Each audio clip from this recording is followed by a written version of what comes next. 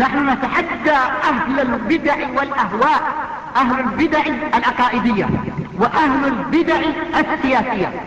نقول بيننا وبينكم السلف، بيننا وبينكم الكتب. إن الحمد لله نحمده ونستعينه ونستغفره ونعوذ بالله من شرور أنفسنا وسيئات أعمالنا. من يهده الله فلا مضل له ومن يضلل فلا هادي له، وأشهد أن لا إله إلا الله وحده لا شريك له، وأشهد أن محمدا عبده ورسوله. يا أيها الذين آمنوا اتقوا الله حق تقاته ولا تموتن إلا وأنتم مسلمون. يا أيها الناس اتقوا ربكم الذي خلقكم من نفس واحدة وخلق منها زوجها وبث منهما رجالا كثيرا ونساء، واتقوا الله الذي تساءلون به والأرحام إن الله كان عليكم رقيبا. يا أيها الذين آمنوا اتقوا الله وقولوا قولا سديدا يصلح لكم أعمالكم ويغفر لكم ذنوبكم، ومن يطع الله ورسوله فقد فاز فوزا عظيما. أما بعد فإن أصدق الحديث كتاب الله، وخير الهدي هدي محمد صلى الله عليه وسلم، وشر الأمور محدثاتها، وكل محدثة بدعة، وكل بدعة ضلالة، وكل ضلالة في النار. فأعوذ بالله السميع العليم من الشيطان الرجيم. بسم الله الرحمن الرحيم. وما كان المؤمنون لينفروا كافة فلولا نفر من كل فرقة منهم طائفة ليتفقهوا في الدين ولينذروا قومهم إذا رجعوا إليهم لعلهم يحذرون. محترم بزرگوں اور معزز بھائیوں، خطبہ مسنونہ کے بعد آپ لوگوں کے سامنے سورہ توبہ کی ایک آیت کی تلاوت کی گئی۔ اللہ رب العالمین اس آیت کریمہ میں ارشاد فرما رہا ہے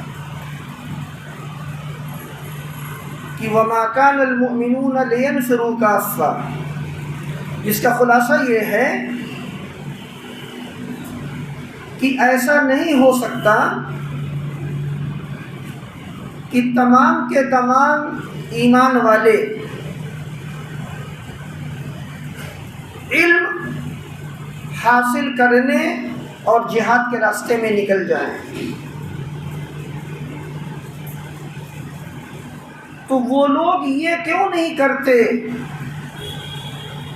کہ ان میں سے کچھ لوگوں کو تیار کریں اور وہ جائیں، وہ نکلیں،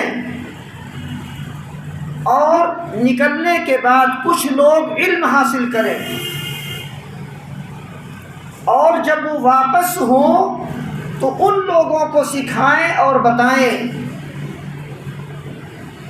اپنی قوم کو ڈرائیں تاکہ وہ اللہ کی نافرمانیوں سے بچ سکیں۔ اس آیت کی تفسیر میں اہل علم نے یہ بات لکھی ہے کہ امت کے اندر تمام کے تمام لوگ عالم بننے کے لیے نہیں جا سکتے، ہر شخص عالم نہیں بنے گا۔ اس کا یہ مطلب نہیں کہ لوگ کوشش نہ کریں یا علم نہ سیکھیں۔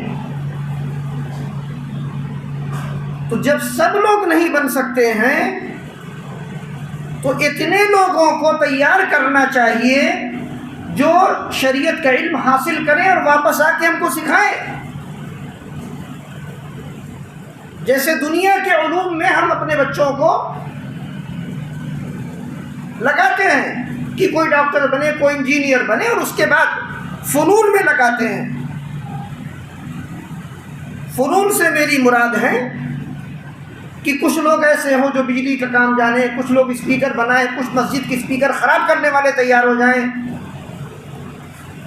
اور کچھ اے سی خراب کرنے والے تیار ہوں، کچھ اے سی بنانے والے، کچھ انورٹر بنانے والے۔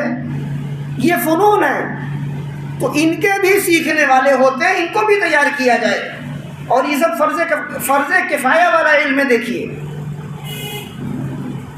تو جس طرح باقی فنون پہ بچوں کو لگاتے ہیں اسی طرح شریعت کے علم کے لیے کچھ لوگوں کو تیار کیجیے.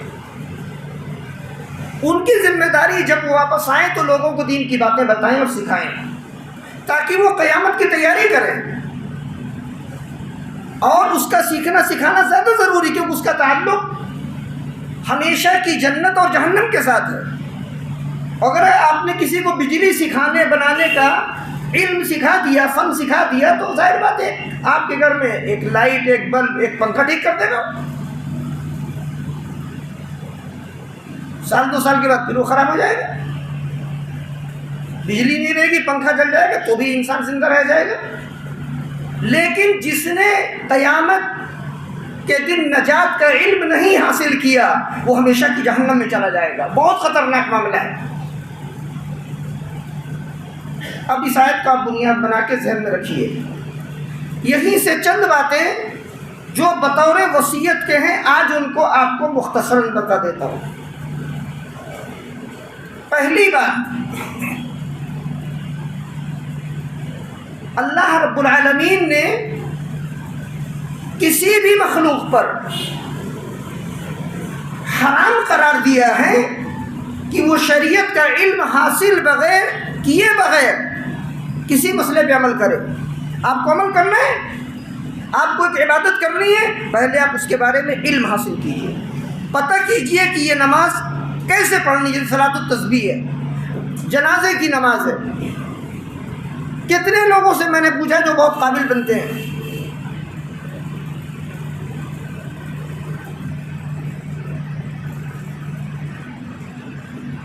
قابل کیسے؟ قرآن کے 4 ترجمے پڑھ لیے، کچھ تفسیریں دیکھ لی اور لگے درس دینے، بن گئے بڑے علامہ اور جگہ جگہ لکھوانے لگے بہت بڑے اسپیکر ہیں. میں نے پوچھا جنازے کی نماز کے ارکان کتنے ہیں، واجبات کتنے ہیں، کون سا عمل کیا جائے تو جنازے کی نماز نہیں ہوگی. یہیں پر ایک جنازہ میں نے پڑھا، جنازہ پڑھایا امام نے، سلام پھیرنے کے بعد دوسرے امام نے کہا پھر سے پڑھاؤ، جنازے کی نماز تمہاری نہیں ہوئی. ڈبل جنازہ پڑھایا گیا ایک ہی میت کا. تو جنازے کے احکام جس کو نہیں پتہ ہے، اس میں واجبات اور ارکان کا فرق نہیں پتہ ہے، سنتوں کا فرق نہیں پتہ ہے، وہ بنے گا دین کا اسپیکر. اس لیے نکاح و طلاق کے مسائل شریعت کے بے پناہ مسائل ہیں، اس کے لیے زندگی کھپانی پڑتی ہے. 2-4 سال نہیں کہ آپ بیٹھ کے یہ ترجمہ وہ تفسیر پڑھ کے تیار ہو جائیں گے، نہیں. اس سے پہلے میں نے آپ کو بتایا تھا کہ کم سے کم 20 سال کا مرحلہ ہے. 20 سال آپ اپنے آپ کو وقت دیجیے. اور امام احمد رحمہ اللہ وغیرہ تو کہتے تھے 40 سال کا وقفہ ہے. آپ 40 سال جب دین کی معرفت میں، سیکھنے میں خرچ کریں گے تو آپ اس بات کے اہل ہیں کہ آپ دین کے بارے میں کلام کریں، ورنہ نہیں، خاموش رہیے. علماء سے پوچھیے اور چلے جائیے دنیا سے. اسی لیے اپنی مرضی سے جو لوگ شریعت پہ، مسائل پہ عمل کر رہے ہیں، درس دے رہے ہیں، ان کی مثال وہی ہے جو یہاں مسجد میں ایک صاحب کے ساتھ ہوا. کیا ہوا؟ رات میں آنکھ کھلی، بڑی گھبراہٹ تھی، طبیعت خراب تھی ان کی. گھر میں ان کو جو بھی دوا ملی انہوں نے اٹھایا، پانی نکالا اور وہ پوری دوا فرما گئے. صبح ہونے سے پہلے ICU میں پہنچ گئے.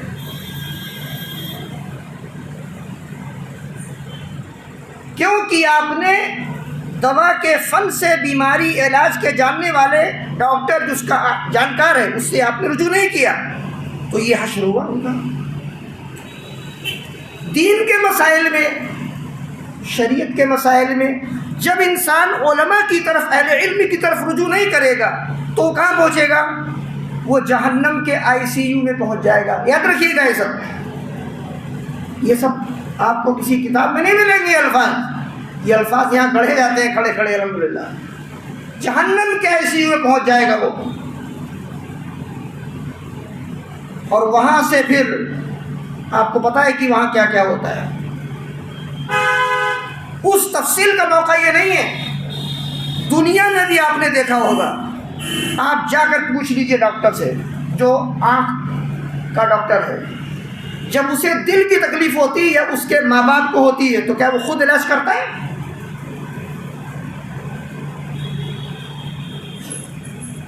اسے دانت کا علاج کرنا ہوتا ہے تو خود علاج کرتا ہے اپنے دانت کا؟ وہ جاتا ہے دانت والے کے پاس، وہ جاتا ہے دل والے ڈاکٹر کے پاس، بھائی اپنی دوا کھا لو نا۔ فارمیسی والا جس نے 1000 دوائیں رکھی ہوتی ہیں، ایک دوا اٹھا کر کے نہیں کھاتا اپنے سے۔ دوا لینی ہوتی ہے ڈاکٹر کے یہاں جاتا ہے، کہتا ہے آپ نسخہ لکھ دیجیے، میرے پاس پوری فارمیسی ہے، دوا مت دیجیے گا، مہنگی پڑے گی۔ تو آپ نے جانکار، فنکار اور علم والے سے رجوع کیا وہاں 1000 دوائیں بھرنے کے بعد بھی۔ تو اگر آپ کتابوں کا ذخیرہ اور لائبریریاں بھی جمع کر لیں گے نا اور علماء کو نہیں بڑھائیں گے تو لائبریری جمع کرنے کوئی فائدہ نہیں ہوگا۔ وہ فارمیسی کی مثال ہے، بے شمار مثالیں بتا رہا ہوں۔ آپ بجلی کا کام جانتے ہیں، آپ کیا اے سی خراب ہو گیا؟ نہیں، یہ والا یہ خراب ہو گیا اور جو بند ہے اس وقت۔ اگر آپ کو اے سی صحیح کروانا ہے تو آپ اسے خود نہیں صحیح کر لیں گے، آپ اے سی والے کو بلائیں گے، گرچہ کہ آپ بجلی کا کام جانتے ہیں۔ بے شمار مثالیں۔ اسی طرح شریعت کے مسائل میں علماء سے آپ رجوع کیجیے۔ یہی دین ہے، یہی شریعت ہے، یہی عقل ہے، یہ امت کا اجماع ہے۔ اور جو لوگ باہر سے اس لائن میں داخل ہو چکے ہیں ان کو باہر نکال دیجیے۔ جیسے وراثت تقسیم ہوتی ہے تو اولاد میں تقسیم ہوتی ہے، جو حقدار ہوتے ہیں ان میں ہوتی ہے۔ جو باہر سے حصہ مانگنے آتا آپ کہتے ہیں باہر نکلو، یہاں سے پہلے باہر نکلو، بعد میں بات کریں۔ اسی طرح شریعت کا علم اور اس کی وراثت ہے۔ آئیے دوسری بات، دوسری وصیت ہے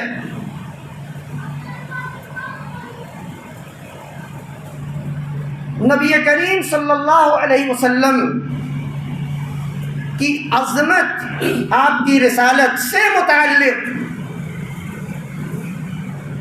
بڑے ضروری عقائد ہیں جن کی تعلیم امت کے افراد کو سیکھنا فرض ہے، فرض عین کہتے ہیں اسے۔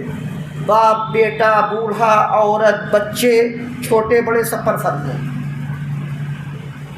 نبی صلی اللہ علیہ وسلم کو ہم لوگ صرف ایک پیغمبر ہی نہیں مانتے ہیں، صرف آپ کو اتنا جاننا کافی نہیں کہ آپ ایک پیغمبر تھے، نہیں، آپ سارے پیغمبروں کے امام اور سردار ہیں۔ آپ کے ذریعے اللہ نے ساری رسالتوں پر مہر لگا دی، آپ آخری نبی ہیں۔ آپ کے بعد کوئی نبی، کوئی رسول، کوئی کتاب نہیں آئے گی، کوئی شریعت نہیں آئے گی، ساری شریعتیں منسوخ۔ اگر آج کسی نے نوح علیہ السلام کی شریعت پہ عمل کیا اور موسیٰ علیہ السلام شریعت پہ عمل کیا تو وہ نجات نہیں پائے گا اللہ تعالیٰ کے یہاں، ورنہ سارے یہودی نصرانی جنت میں چلے جائیں، جن کے بارے میں قرآن کہتا ہے کہ خالدین فیہا، جہنم میں وہ ہمیشہ رہیں گے۔ تو آج دنیا میں جو ایک خطرناک فتنہ پھیلایا جا رہا ہے وہ قادیانیت کا فتنہ ہے، جو آپ کے اس شہر میں بھی کئی سالوں سے پھیل چکا ہے، اور بہت سے مجرمین دین کے نام پر اس فتنے کا دفاع بھی کر رہے ہیں، اور ایسے بھی مجرمین ہیں جو آپ کی صفوں میں بھی داخل ہیں، اور یہ بات کھل کے کہہ رہا ہوں، جو یہ کہتے ہیں کہ اس دجال قادیانی نے اپنی پیغمبری کا دعویٰ نہیں کیا تھا۔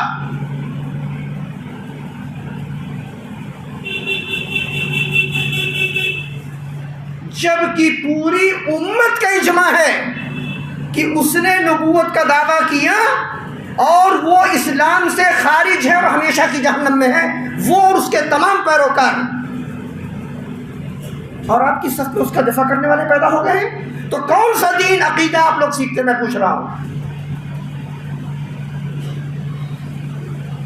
غور کرنے کا مقام ہے کہ نبی کریم صلی اللہ علیہ وسلم کی عظمت، آپ کی عصمت کا دفاع کرنا ہمیں چاہیے، اور یہاں قادیانی کی عزت کا دفاع کیا جا رہا ہے، اور کہا جا رہا ہے کہ قادیانی پر یہ جو الزام لگایا گیا کہ وہ نبوت کا دعویٰ کرتا ہے، اس الزام میں نعوذ باللہ علماء جھوٹ بولتے ہیں. توبہ توبہ، یعنی علماء جھوٹ بولے، سارے علماء جھوٹ بولیں گے کہ قادیانی نبوت کا دعویٰ کیا، تو پوری امت میں کیسے؟ پوری امت کہتی ہو کافر ہے، اس نے نبوت کا دعویٰ کیا.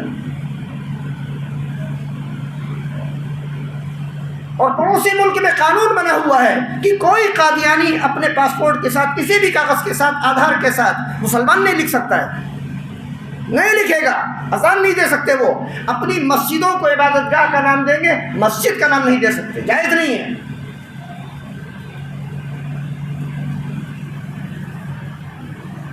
کوئی ان کے یہاں شادی نہیں کر سکتا، وہ اپنے دین کو اسلام نہیں کہہ سکتے. قانون بنا، علماء کا اجماع اس بات پر. اور جسے انکار ہو قادیانی کی نبوت کے دعوے کے بارے میں، 50 جلد میں میرے پاس کتابیں ہیں الحمدللہ، جو پورے ملک میں کسی کے پاس نہیں ہے. لوگ آئیں، میں دکھاتا ہوں انشاءاللہ، اور لیکن کچھ دنوں کے بعد. اور اسی طرح قادیانی کی اپنی کتاب ہے جس کے بارے میں اس جھوٹے نے دعویٰ کیا کہ وہ آسمان سے اتری ہے. جتنی موٹی قرآن مجید ہے کتاب، اس سے ڈبل کتاب ہے. اس کا نام ہے تذکرہ، اور اس کی جو پرنٹ کی ہے، آپ کو کیا بتاؤں، اس کا جو غلاف ہے نا، اوپر جو چھپا رہتا ہے، اس کا یہ رنگ ہے، یہ آپ دیکھ رہے ہیں، بالکل سیاہ، ایک دم کالی جلد ہے. بتا رہا ہوں، آپ اس جلد کو دیکھیے اور کوے کی چمڑی کو دیکھ لیجیے. چمڑی چھوڑی، چمڑی تو اندر لال ہو گئی کچھ. کوے کے پر کو آپ دیکھیے اور اس جلد کو دیکھیے. اس کتاب میں سوائے جھوٹ، الٹی پلٹی عبارتوں کے اور بد اخلاقیوں کی باتوں کے سوا کچھ نہیں ہے. اس میں کہیں پنجابی، کہیں فارسی، کہیں اردو، کہیں عربی، کہیں ہندی، اور کہیں آئی لو یو وغیرہ بھی دیا ہوا ہے. وہ قادیانیوں سے بحث ہوئی. ایک بار میں نے، وہ کہہ رہے تھے مناظرہ کرنے کی، میں نے کہا ایک ہفتہ رک جاؤ. ایک ہفتے میں کتاب منگائی 50 جلد. میں نے کہا کدو بیٹھے اب میرے ساتھ. ایک شخص ان کے مبلغین میں سے نہیں بیٹھا الحمدللہ، سارے بھاگ گئے وہاں. ہم نے کہا اس کے پاس کوئی وحی نہیں آئی سوائے آئی لو یو کے، یہ ایک وحی آئی ہے بس، آئی لو یو. ہم نے کہا وہ تو بڑے بڑے مجرمین یہی کہتے کہتے جو ہے پورے معاشرے میں زندگی گزار دیتے، سارے عاشق اسی میں مر جاتے ہیں، اور یہ جھوٹا کہہ رہا ہے آئی لو یو. دوستوں اور بھائیوں، اپنے عقیدے کی حفاظت کیجیے. نبی اکرم علیہ السلام نے اپنے بارے میں بتایا، ان مثلی ومثل الانبیاء من قبلی کمثل رجل. کہا، یہ حدیث بخاری مسلم کی ہے، کہا میری مثال اور مجھ سے پہلے انبیاء علیہ السلام کی مثال ایک آدمی کی ہے جس نے ایک محل بنایا، بہت خوبصورت بنایا، فَأَحْسَنَهُ وَأَجْمَلَهُ، بہت خوبصورت اس کو بنایا.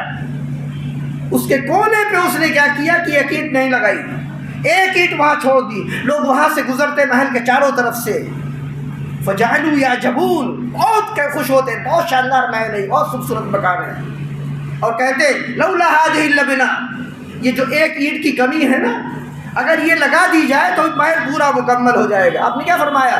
فَأَنَا اللَّبِنَةُ، میں وہ آخری وہ اینٹ ہوں، وَأَنَا خَاتَمُ النَّبِيِّينَ وَلَا نَبِيَّ بَعْدِي، اور میں ہوں آخری وہ نبی جس کے بعد کوئی نبی نہیں آئے گا. نبی آتا کب ہے؟ نبی کی ضرورت کب ہوتی ہے؟ نبی کب بھیجا جاتا ہے؟ کوئی نئی شریعت اور کتاب اتارنی ہو، لوگوں کو وہی نہ پتا ہو آسمان سے کہ اللہ کا حکم کیا ہے، تو نئی شریعت، نئی کتاب لے کر، وہی لے کر نبی آتا ہے، اللہ اس کو بھیجتا ہے. ایک شکل. دوسری ضرورت کب ہے؟ پچھلی شریعت کے احکام ابھی پورے نہیں ہیں، مکمل نہیں ہیں، اگلا نبی آتا ہے اس شریعت کے احکام کو پورا کرنے، مکمل کرنے کے لیے. 2 صورتیں ہو گئی. تیسری صورت، انسانوں نے پچھلی نبوتوں اور کتابوں میں تبدیلیاں، تحریف کر دی ہوتی ہے. ان تحریفات کی اصلاح تنبیہ کے لیے نیا نبی بھیجا جاتا ہے۔ یہ 3 شکلیں ہیں بس، ان کے علاوہ کوئی ضرورت نہیں، کوئی حکمت، کوئی ضرورت اس کے بعد باقی نہیں بچی۔ تب نبی آتا ہے۔ اب آپ دیکھیے نبی اکرم علیہ الصلوۃ والسلام جب آئے، آپ کے بعد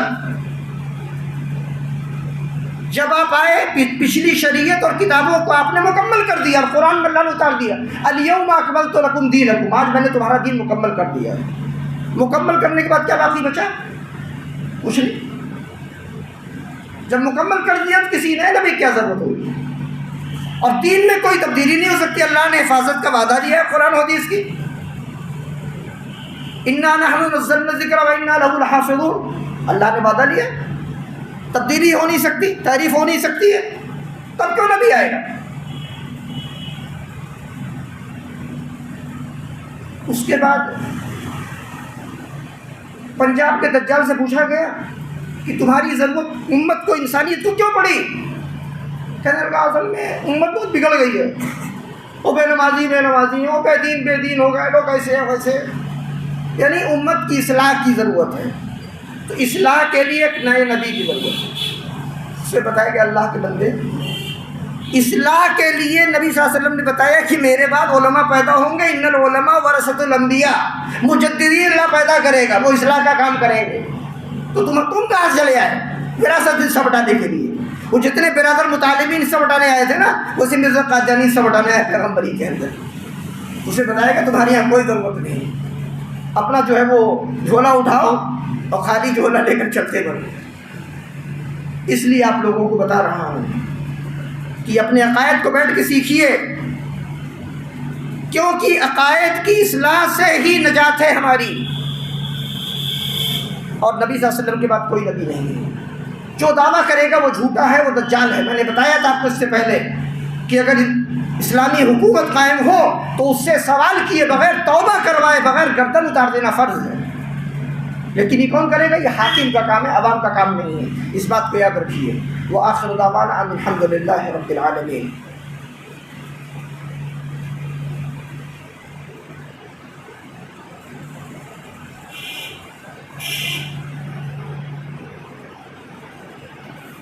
الحمد للہ والصلاة والسلام علی رسول اللہ وعلی آلہ وصحبہ ومن والاه بعد۔ معزز بھائیوں، تیسری وصیت ہے،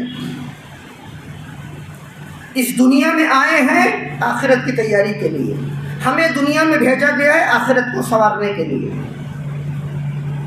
اس کی فکر کیجیے، اس کی تیاری کیجیے۔ اور امام علی ابن المدینی رحمہ اللہ تعالیٰ، بخاری رحمہ اللہ کے استاد، ایک بار وہ سفر کر رہے تھے، امام احمد رحمہ اللہ تعالیٰ سے ملاقات کے لیے کہا میں سفر میں جا رہا ہوں، وصیت کیجیے۔ انہوں نے کیا کہا اجعل التقوی زادک والآخرۃ امامک۔ کہا میری 2 وصیت ہے، تقوی کو اپنا زاد سفر توشہ بنا لو، جہاں رہو اللہ سے ڈرتے رہو، سفر میں جا رہے ہو نا، اللہ سے ڈرتے رہو اور شریعت کی پابندی کرو، اور آخرت کو اپنی آنکھوں کے سامنے رکھ کے چلو، تمہاری زندگی سنور جائے گی۔ یہ 2 وصیت ان کو یاد رکھیے۔ یہ امام احمد رحمہ اللہ تعالیٰ کی وصیت ہے۔ اس کے بعد معاشرے کے اندر جو فساد بربادیاں ہیں ان سے بچ کے رہیے۔ سب سے خطرناک بربادی کا عمل معاشرے کے اندر جھوٹ بولنا، الزام تراشی اور خیانت اور بے ایمانی۔ معاشرے میں ان چیزوں کا چلن عام ہو چکا ہے۔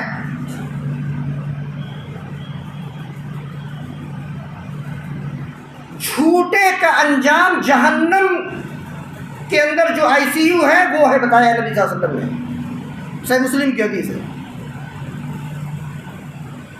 خطبے کے بیچ میں جب بھی آنا ہو کبھی کسی کا تو وہ صفحے کندھے پھلانگ کر آگے نہیں آئے گا، غلط بات ہے یہ۔ جہاں آپ کو جگہ ملے وہاں پیچھے رکھیے، آئندہ سے خیال رکھیے گا، آپ کو کہہ رہا ہوں، اور آپ سب کو بھی اسی نشانے میں حکم۔ اور اس کے بعد من قال فی مؤمن ما لیس فیہ جس نے کسی مسلمان کے بارے میں ایسی بات کہی جو اس میں نہیں الزام لگایا، حبس فی ردغۃ الخبال، اسے جہنم میں جو نالی بہ رہی ہے اس نالی کے اندر اس کو قید کر دیا جائے گا، جہاں پہ جہنمیوں کا گندا پسینہ، بدبودار خون اور پیپ بہتا ہے، سارے الزام تراش اور بہتان بازوں کو وہاں پر قید کر دیا جائے گا، حتی یأتی بالمخرج مما قال، یہاں تک کہ وہ وہاں سے نکلنے کی دلیل لے کے آئے کہ یہ بات میں نے نہیں کہی۔ یہ ابو داؤد اور مستدرک حاکم کی صحیح حدیث ہے، اس حدیث کو یاد رکھیے۔ اور جب تک برزخی زندگی ہوگی ان کے چہروں کو کاٹا جائے گا جہنم کی کیسیوں سے، اور بڑے بڑے ناخن ان کو دیے جائیں گے تانبے کے، جن سے وہ اپنے چہروں کو اور اپنے سینوں کو نوچ رہے ہوں گے، جیسا نبی صلی اللہ علیہ وسلم معراج میں دیکھا۔ اتنی باتیں یاد رکھیے۔ اور بیماری کے بارے میں حدیث بتا دیتا ہوں، ان الرجل او المرأة، نبی اکرم علیہ الصلوۃ والسلام نے بتایا، اس کا خلاصہ یہ ہے کہ ایک آدمی یا عورت 70 سال تک عبادت کرتے ہیں اللہ تعالیٰ کی، اس کے بعد جب موت آتی ہے، موت سے پہلے وصیت کرتے ہیں تو بے ایمانی کر کے جاتے ہیں، اللہ تعالیٰ ان کی 70 سال کی عبادتوں کو باطل، ضائع، رائگاں، برباد کر دیتا ہے۔ لہذا ایمانداری، عدل و انصاف ہم سب کو اپنانا چاہیے اور بے ایمانی سے بچنا چاہیے۔ آخری وصیت آج کی ہے، آج کے اس خطبے کی مطلب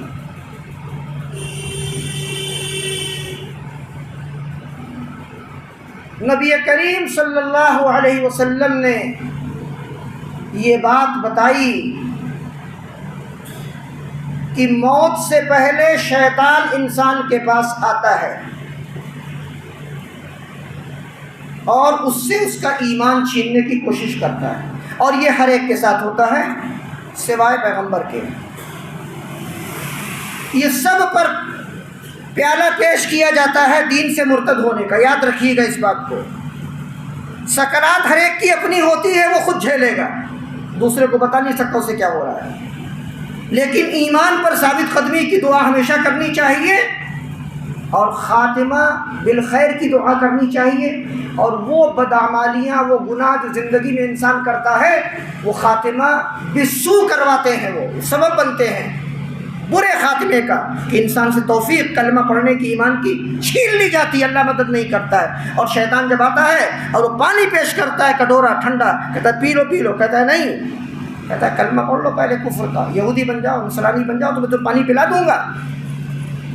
تو اگر آپ کو پیاسے رہنے پر صبر ہے اور پیاسے آپ مر کے جا سکتے ہیں تو آپ چلے جائیے، کیونکہ جس نے شیطان کا کٹورا پی لیا وہ ایمان بیچ کے مرے گا اور اس سے ایمان چھین لیا جائے گا۔ اور سب لوگ جنازہ پڑھتے رہیں گے، ان کو پتہ نہیں کس کا جنازہ رکھا ہوا ہے۔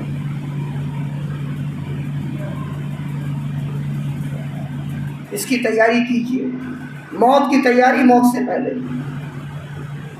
نبی کریم صلی اللہ علیہ وسلم دعا کرتے تھے، وَأَعُوذُ بِكَ مِنْ أَنْ يَتَخَبَّطَنِيَ الشَّيْطَانُ عِنْدَ الْمَوْتِ، اے اللہ میں تیری پناہ چاہتا ہوں مولا کریم کہ موت کے وقت شیطان مجھے اچک لے، میرے ایمان کو چھین لے، اللہ اس بات سے میں تیری پناہ میں آتا ہوں۔ یہ دعا صبح و شام مانگنی چاہیے۔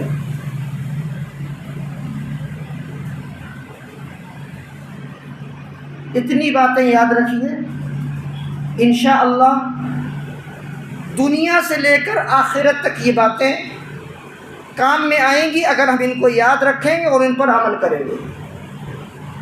اللہ رب العالمین ہم سب کو کہنے اور سننے سے زیادہ عمل کی توفیق عطا فرمائے، اور ہم سب کو ایمان پر ثابت قدمی دے، استقامت عطا فرمائے، اور ہم سب کا خاتمہ بالخیر کرے، شیطان کے ہتھ کنڈوں سے بچائے، اور امت میں جتنے بدعتی اور جتنے فتنے باز برادر اور جتنے جھوٹی نبوت کے دعوے دار اور جتنے دین کی تحریف کرنے والے مجرم ہیں، اللہ ان کے شر سے ہم سب کو محفوظ رکھے۔ ربنا تقبل منا انك انت السميع العليم وتب علينا انك انت التواب الرحيم اللهم صل على محمد وعلى ال محمد كما صليت على ابراهيم وعلى ال ابراهيم انك حميد مجيد اللهم بارك على محمد وعلى ال محمد كما باركت على ابراهيم وعلى ال ابراهيم انك حميد مجيد وارض اللهم عن الصحابه الاخيار والتابعين الابرار والتابعين لهم باحسان الى يوم القرار وعنا معهم بعفوك وكرمك يا عزيز يا غفار اللهم انا نسالك هداك والجنه ونعوذ بك من سخطك ومن النار اللهم إنا نسألك الهدى والتقى والعفاف والغنى اللهم ثبتنا على الإيمان والإسلام حتى نلقاك عليهما يا أرحم الراحمين يا ذا الجلال والإكرام ويا ذا الطول والإنعام يا مقلب القلوب ثبت قلوبنا على دينك ويا مصرف القلوب صرف قلوبنا على طاعتك يا أرحم الراحمين ربنا آتنا في الدنيا حسنة وفي الآخرة حسنة وقنا عذاب النار وسبحانك اللهم وبحمدك أشهد أن لا إله إلا أنت أستغفرك وأتوب إليك